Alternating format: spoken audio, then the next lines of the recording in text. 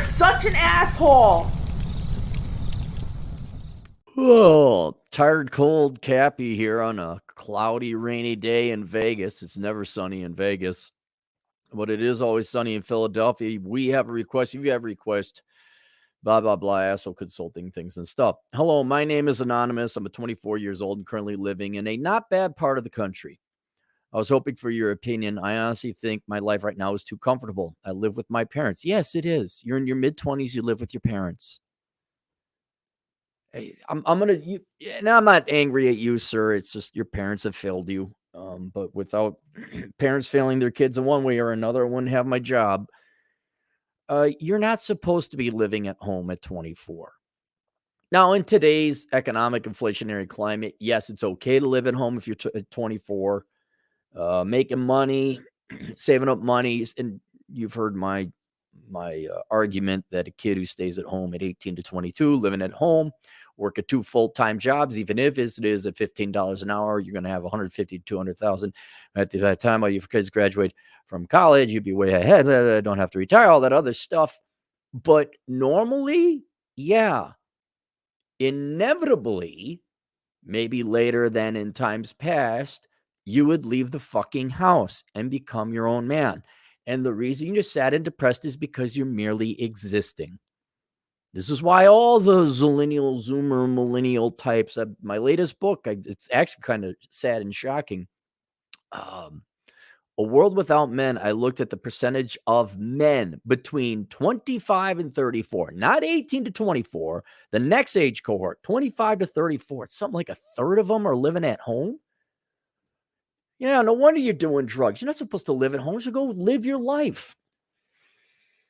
But it's easy. It's easy. Mommy and daddy pay for stuff. I don't have to, right? And you're even working. But that doesn't change. You've been at home since you were 0. Think maybe you want to go try something different? And the only thing I have to pay for is my car and insurance, etc. Why do you have a car loan? Why?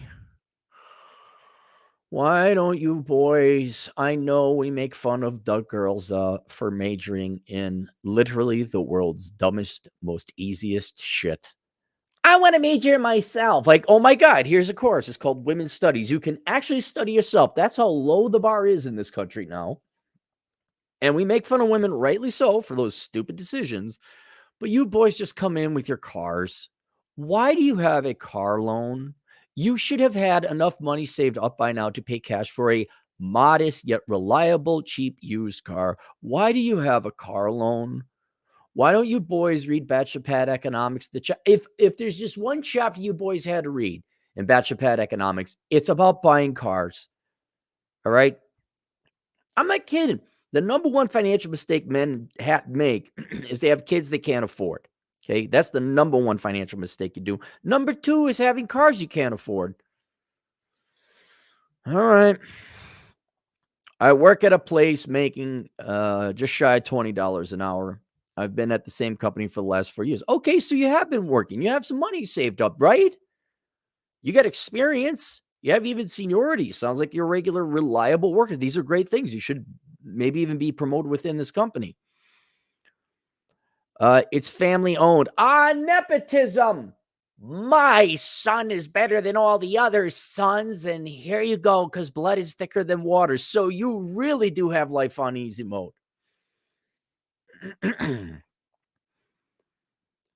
It's a small business. So I don't see much room for growth. I have around 30,000 saved up in my bank account. Good for you. Along with paid for.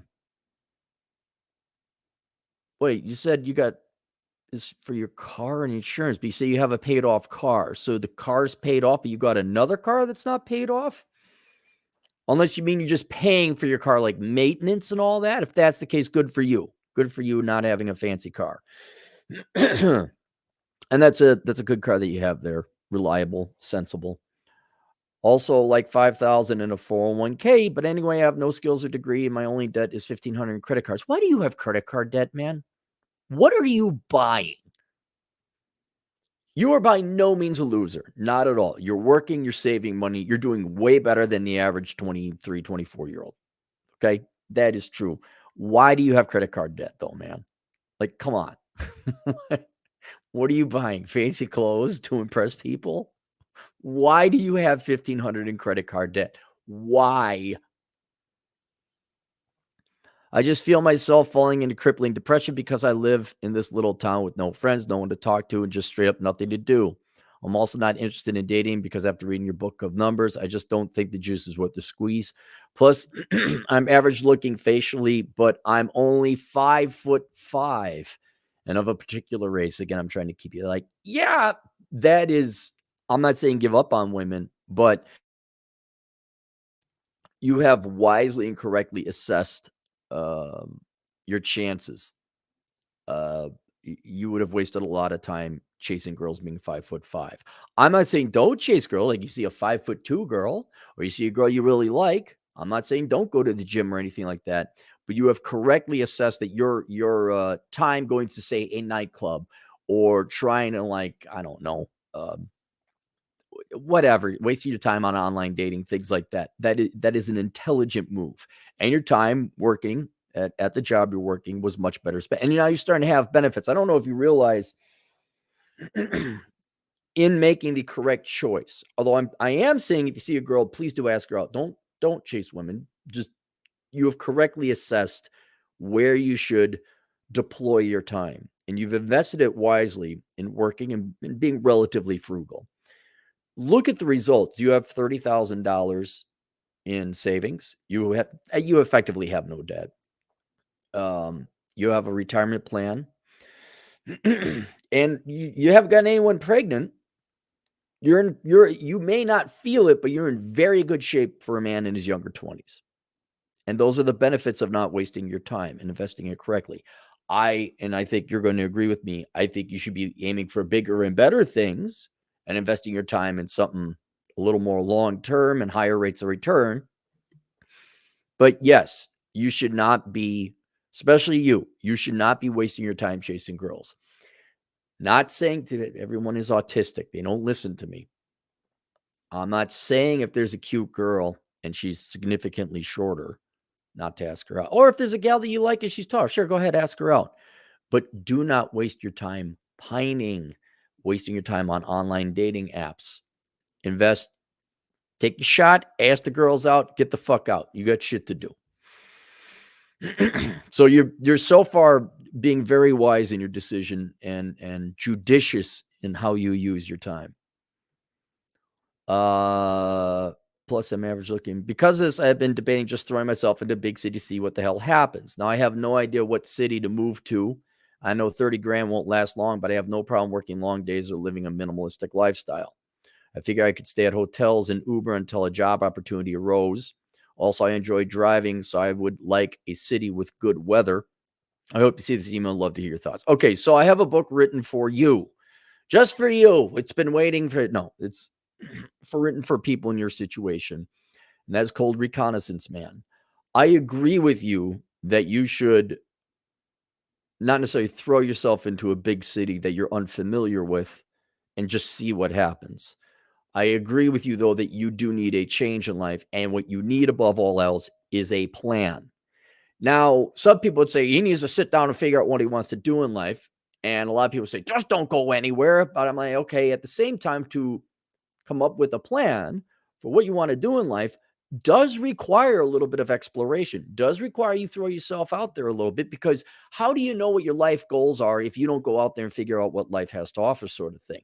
Now, theoretically, academically, you might know you probably already know whether, I want to have family and children. Okay, so that's one goal. You know that.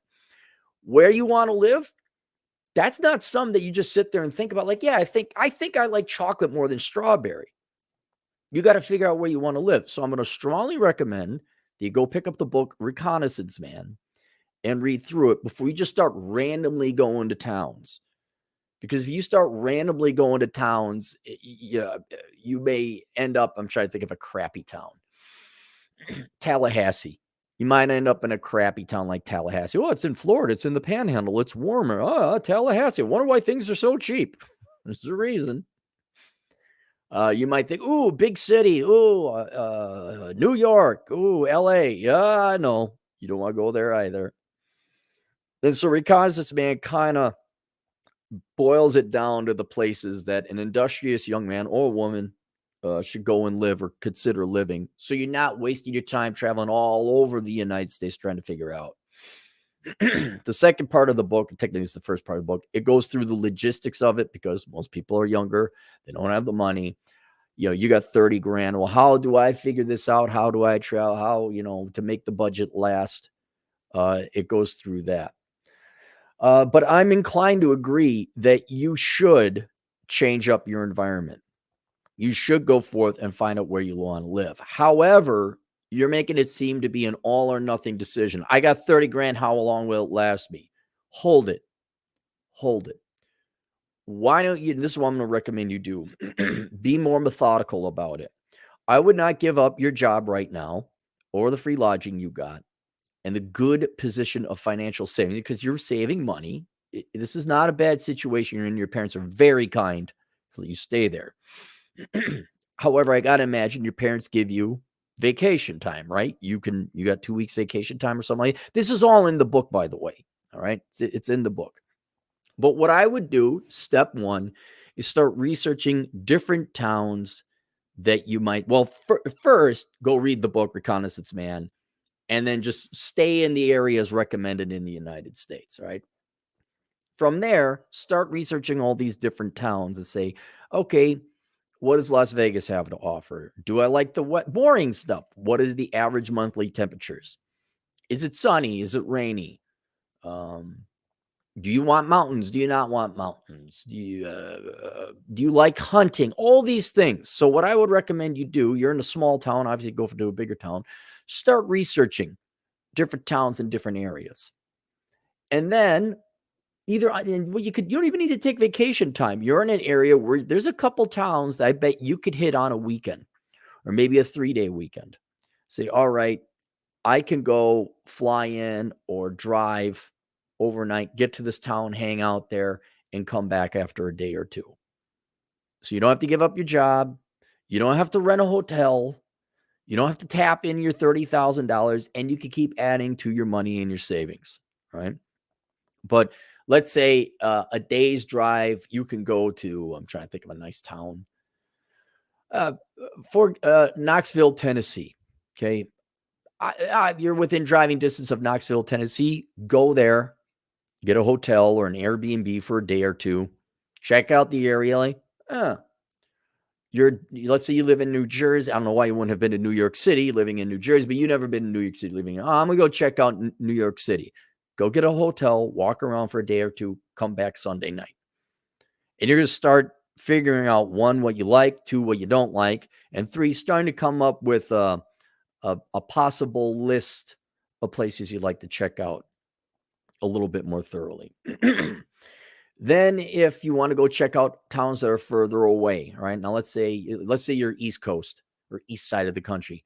Well, Denver, that's going to take a while to get there. So now you got a 3-day weekend. Now you go fly to Denver. You're not going to get a hotel or you're not going to be there for a month. Check it out for a weekend. You got 3-day, we got Memorial Day. Somewhere there's these 3-day weekends everyone's got. All right. You go out there, you check it out, scope it out. Okay, I like it. You maybe want more desert. You go check out Phoenix. All right, travel around. Holy cow, this place is bigger than I thought. Oh my goodness. And you're like, that kind of thing. But it's going to take a while, man. It's going to take years, but you're going to save time, not even in the long run, in the medium run, instead of moving to a place out of desperation and not knowing any better, just because you wanted to get out, finding out ultimately that town is not worth it. You could waste 5 to 10 years in a town that anyway. I wasted a quarter century in the Twin Cities. Right? So it's important. Fine. It might take you 2 years of consistent travel, consistent exploration, but inevitably you're going to get a list of candidate towns. You're like, well, I didn't like Houston, but I sure like Dallas. And now all of a sudden, now you do a little bit more research on the internet. You find out, okay, 2 years go by. Now you're sitting on 50 grand in cash. You don't have no credit card debt. He's like, okay, now I have some working experience. I can go apply for other jobs in this town. Then you choose a town you want to live in. You thank your parents for the employment, give your mom a hug goodbye, and you will start applying for jobs in the town you want to go. Let's just say it's Dallas. Okay. You get a job in Dallas, right? Hug mom, shake your dad's hand. Thank you. You move to Dallas. You do so you don't go until you have a job, okay? You might have to fly or visit and get an interview. You get a job in Dallas, all right? You do not get a long-term lease. Why? Because employers are cocksuckers and they might lie to you, right? So you go to Dallas, you get an Airbnb for a month, okay? Or some kind of short-term living arrangement. Nothing wrong with you Ubering. If you want to Uber while you're in that town, if you got a reliable enough car, which you do, absolutely, absolutely subsidize your income. Add to your income by doing Uber on the side. I absolutely agree with that. You go in and you work, and you're going to find out within a couple weeks whether this was an honest, straight up job offer they gave you, or they're fucking around, or there's some psychopath, there's any kind of other problems. Right? If there is, and you tell your parents this strategy, by the way, I'm going to give it a shot for a month. I'm only going to get a 1 month thing. We're going to see if they're legit. But, can I please come back and work? If not, and they'll probably, because they're your parents, let you come back. All right. If it doesn't work out. So you go out to Dallas. One of two things is going to happen. It's going to be a legit job. You can stay out there. Fine. Now you spend your time in Dallas, in a town that you've reconnoitered first. And you think, hey, this is pretty, I like it out here.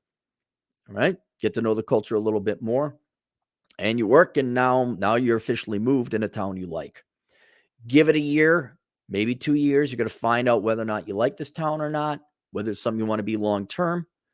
The job hopefully goes well, but now you're established in another town, and you haven't had to give up your life savings or anything like that. Matter of fact, you've added to it. And then all of a sudden, okay, new boss comes in. You don't like it. Okay, but you still like Dallas. You go work for a competitor, or you find a job within Dallas, but you are now ensconced. You are established in Dallas. But maybe a year or two goes by. Maybe they say, oh, we decided to plop some immigrants next to your place. Or, oh, we decided not to enforce the laws. Or, oh, whatever. I don't know. We put up, we can give you tickets with speed cameras instead of a cop actually pulling you over like an upstanding person would. Or whatever. Maybe you don't like the girls or so. I don't know. But whatever. Dallas, after 2 years, you thought, oh, my word. Now you're like, yeah, you know what? I don't think this is for me. That's cool. Now repeat the process again. It's it's almost like dating. And by the way, you don't move to Dallas like, I'm not going to check out any other towns. No, you keep traveling, you keep checking things out. It's very important for young men and young women too to explore and check the different towns in the country out. But that's what I would do. But it's piecemeal. You don't just pick up and leave. You research the towns, then you visit the towns. You don't give up your job. You say, boy, I like this town. I think I want to spend a week out there. Go spend a week out there. Right? And then you're like, wow, I do like this town. I know I want to live there.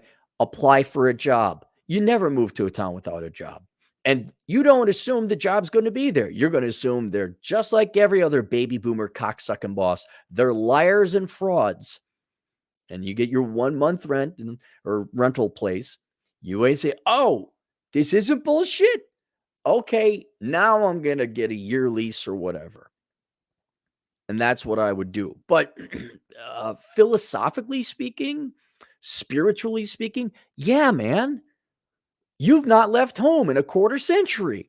You should be depressed. That is not what human beings have been built to. You're supposed to go out, form a family, explore the world a little bit, and live your life. That's why you're depressed. But at the same time, let's be very clear now. Not all of life is supposed to be you're not supposed to travel and you're not supposed to be a white rich girl from the suburbs. Like, I have my biscotti and then dad paid me to go to Italy and then I went to Paris. And I say Paris because I'm like your typical girl that thinks I'm so much more intelligent pronouncing it in the not English way. Like, I went to Paris and had myself a croissant. You're not that. That's not how the real life works, except for a small percentage of the population. You have invested your time wisely. You saved your money. You invested your money. You got work experience. You didn't accrue debt. And that's part of life. Sometimes, like, I worked a lot. I went to school full time, worked full time. It sucked. It was boring. A little depressing, but not really. All right. But it wasn't fun. But at the end of the day, I didn't have debt. I didn't have any college debt. And I had some fond memories actually working security. You didn't waste your time. Sometimes you're supposed to be bored. Sometimes you should be depressed. And especially given today's rental rates, you should probably live at home, financially speaking, as long as you're saving the money like you did. So this has not been a wasted time because you made hay while the sun shined. But yes, now it is about time to start exploring. So, I mean, if you want, show your parents this video so they know you have a game plan. Right? Your dad wants to start fucking your mom again, so he wants you out of the house. Okay. So tell them your plan. Like, here's my plan. I'm going to go start checking out some places. I don't want to be hasty by giving up the kind employment you've given me. And about the only thing I could add to your game plan is you probably should get some kind of skill.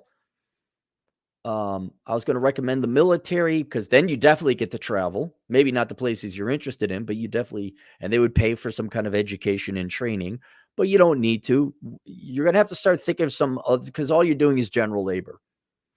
And that's fine if you're not paying rent, but inevitably the day is going to come, you're going to have to pay rent, and then you're not going to be able to save money. So you need to like get, I don't know, some kind of certificate, like our buddy, Alex Patino, the truck driving Latino agent in the field, truck driving. Jack Napier, forklift certified. And you're not going to school for 4 years, but it's going to bump up your pay significantly. Something like when you could work security or you can work armed security. So if you get your carry conceal, you know how to fire a weapon and safely, that's the key thing. And how to not fire a weapon. You get a little bump in pay. So there's other things you can do that doesn't require 4 to 6 years of education. And you can make a little bit more money. Chad and I, not the entire show, but a good chunk of his show is about how to make money as an accountant without having to go to school for 4 years. But in terms of leaving, yeah, you're right. It's about time to get out of there. But just don't rush off. Now is not the time to rush off. I wouldn't give up on the girls, but I think you have a realistic grasp of what your chances are. And so if you see a cute girl, ask her out. Absolutely. But don't pin your happiness and hopes on it because, yeah, dude, 5'5", I don't want to say you're fucked. You're not. Maybe you have to go to like Ecuador, someplace where the women are very short. But here in the United States, yeah, you're not fucked, but you're fucked. Yeah. So link below. All right. I should update it to Reconnaissance Man. Go get Reconnaissance Man. Also, the dad you never had. Right. If your dad ain't shooing you out, every dad should be wanting to fuck your mom. Okay. Unless your mom got fat, then your dad don't want to fuck her no more. Okay. So then maybe he isn't like, get out of here. But in theory, the dad wants the children out of the house so he can go back to fucking the mom. Maybe the mom wants the kids to stay there so she doesn't have to fuck the dad. It is America after all. Am I right? There's no love. There's no sexy fun time. It's all fat pigs of Walmart, right? Am I right? Of course I am. But anyway, the course as well, the dad you never had. If you need, like, should I move up? Blah, blah, blah, blah. I have a course of that. The dad you never had, available on Teachable. Go take it. Do we have any super chats on this cloudy day? We do. PJ Cornell, 10 generous dollars. During the Great Recession, I moved to Dallas for a job that seemed legit. It wasn't. Yeah, there you go. I was unemployed for 5 months and almost ended up homeless. A small trailer is a good investment. Exactly. This happened to me so many times, not trailer moving to Dallas, but I'd go shock working for finance firms. They all lied about their employment. Yeah. You can't trust the boomer scum, which is now Gen X scum. You cannot trust corporate scum. And one of the best two things I would have done, micro FU fund. So I'd have at least 3 months savings, more like 6, living expenses. And then, no, I'm not moving and signing a year-long lease. I will be here a month. We'll see how this goes. And if you cocksucking boomers lie to me, out. All right, that's it. We'll see you guys later. Toodles.